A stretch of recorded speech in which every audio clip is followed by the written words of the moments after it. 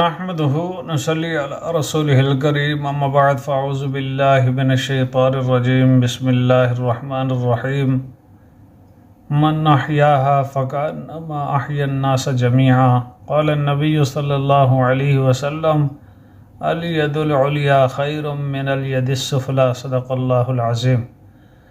انتہائی واجب الاحترام میرے دوستو، اس وقت پورے پاکستان کے چاروں صوبوں کے اندر سیلاب نے اپنی تباہ کاریاں پھیلا رکھی ہیں۔ لوگ انتہائی مجبور ہیں، لوگوں کے پاس رہنے کے لیے گھر نہیں ہیں، لوگوں کے پاس کھانے کی اشیاء خوردنوش نہیں ہیں، اور بیماروں کے پاس علاج معالجے کے لیے دوائی جیسی بنیادی سہولت سے وہ محروم ہیں۔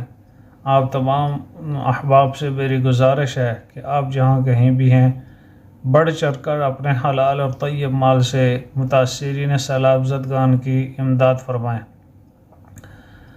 آپ کے پاس گھر کے اندر ضرورت سے زائد جتنی بھی چیزیں ہیں، کپڑے ہیں، برتن ہیں، رضائیاں ہیں، تلائیاں ہیں، چٹائیاں ہیں اور قالینیں ہیں یا ترپال ہیں، جو بھی چیز آپ کے پاس میسر ہے، وہ اپنے قریبی علاقے کے اندر جو بھی رفائی ادارے کام کر رہے ہیں ان تمام کے ساتھ آپ بڑھ چڑھ کر تعاون کریں۔ اس وقت سیلاب سے متاثرہ لوگوں کو ہماری امداد کی ضرورت ہے، ہماری داد رسی کی ان کو انتہائی اشد ضرورت ہے۔ آج وہ لوگ متاثر ہوئے ہیں تو کل یہ مشکل وقت ہمارے اوپر بھی آ سکتا ہے۔ 2005 کے زلزلے میں پوری قوم متحد ہو کر یک نکاتی ایجنڈے کے اوپر تمام متاثرین کی بحالی کے لیے یک زبان اور یک قالب ہو کر محنت و کوشش کر رہی تھی۔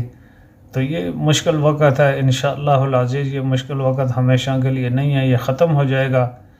تو آج کے وقت میں جو ہم ان سے تعاون کریں گے انشاءاللہ العزیز، ہمارا پورا یقین کامل ہے کہ ما عندکم ینفد وما عند اللہ باق، جو کچھ ہمارے پاس ہے وہ ختم ہو جائے گا، جو اللہ کے پاس ہے وہ باقی رہے گا۔